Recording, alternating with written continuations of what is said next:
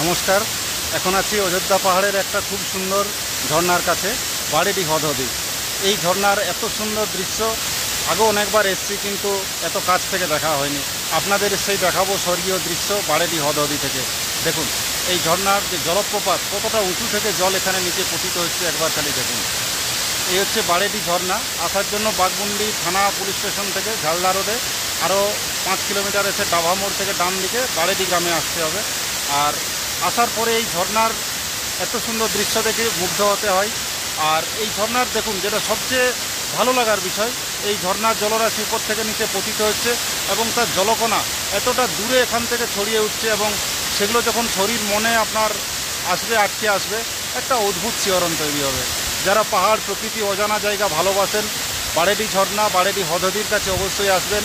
অনেক শুভেচ্ছা এবং শুভকামনা রইল বারেডি ঝর্ণা থেকে। ধন্যবাদ।